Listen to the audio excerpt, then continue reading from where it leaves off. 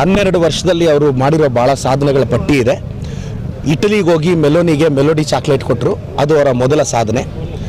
ಇಲ್ಲಿಂದ Parle company melody chocolate ತೊಗೊಂಡೋಗಿ Italy prime minister ಕೊಟ್ಟಂಥ ಮೆಲೋಡಿ ಕೊಟ್ಟಂಥ ಕಿಲಾಡಿಗೆ 12 ವರ್ಷದ ಶುಭಾಶಯಗಳು.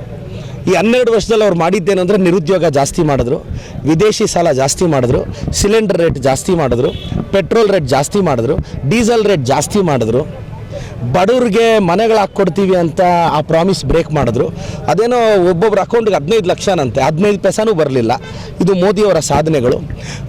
ಈ ಮೋದಿ ಅಂಧಭಕ್ತ ಇದ್ದಾರೆ ಕೆಲವರು ಸೋಷಿಯಲ್ ಮೀಡಿಯಾದಲ್ಲಿ. ಅದು ಮೋದಿಯವರ ಅಂಧಭಕ್ತರಲ್ಲ, BJPಯ ಸೋಷಿಯಲ್ ಮೀಡಿಯಾದ 300-400 ಜನ ಅಂಧಭಕ್ತರು. ಅವ್ರಿಗೆ ಅಂಧಭಕ್ತಿಗೆ ಲಿಮಿಟೇ ಇಲ್ಲ. ನೋಡಿ, ಈ ದೇಶಕ್ಕೆ ಇಬ್ಬರು ಹಾನಿಕಾರಕ, ಈ ಅಂಧಭಕ್ತರು ದೇಶದ್ರೋಹಿಗಳು. ಈ ಮೋದಿಯವರ ಅಂಧಭಕ್ತರು ಈ 12 ವರ್ಷದಲ್ಲಿ ಏನು ಮಾಡಿದ್ರು ಅಂತ ನಾವಿಟ್ಟಿರೋ ಕಾಂಗ್ರೆಸ್ ಸರ್ಕಾರದಲ್ಲಿ ಇಟ್ಟಿರೋ ಹೆಸರುಗಳಿಗೆ ಹೆಸರು ಚೇಂಜ್ ಮಾಡಿದ್ದು ಬಿಟ್ಟರೆ ಇನ್ನೇನೂ ಮಾಡಿಲ್ಲ. ಮೋದಿಯವರು ಅದೇನೋ 400 ಪಾರು ಅಂದರು, 300 ಪಾರು ಆಗಲಿಲ್ಲ. ಸೊ ಮೋದಿಯವ್ರಿಗೆ ಇನ್ನೊಂದು 3 ವರ್ಷ ಇರ್ತಾರೇನೋ ಪ್ರೈಮ್ ಮಿನಿಸ್ಟರ್ ಆಗಿ, ಅದು ಗೊತ್ತಿಲ್ಲ. ಚಂದ್ರಬಾಬು ನಾಯ್ಡು ಅವ್ರು ಯಾವಾಗ ಕೋಪ ಮಾಡ್ಕೊತಾರೋ, ನಿತೀಶ್ ಕುಮಾರ್ ಅವ್ರು ಯಾವಾಗ ಕೋಪ ಮಾಡ್ಕೊತಾರೋ ಗೊತ್ತಿಲ್ಲ. 2029ಗೆ ಇಂಡಿಯಾ ಕೂಟ ಬರುತ್ತೆ, ರಾಹುಲ್ ಗಾಂಧಿ ಅವರು ಪ್ರಧಾನಿಗಳಾಗ್ತಾರೆ. ಮೋದಿಜಿಯವರೇ ಇನ್ನೊಂದು 3 ವರ್ಷ. ಪಾಪ ಎಲ್ಲೋದ್ರೂ ಮೋದಿ ಮೋದಿ ಅಂತಲೂ ಕೂಗೋರಿಲ್ಲ ಮೊದಲಾದರೆ. ನೋಡಿ, ಕರ್ನಾಟಕದಲ್ಲೇ ನನ್ನ ಮಾಧ್ಯಮಗಳಲ್ಲಿ ನೋಡ್ತಿದ್ದೆ, ಅವ್ರು ಬಂದರೆ ಏನು ಹೈಪು.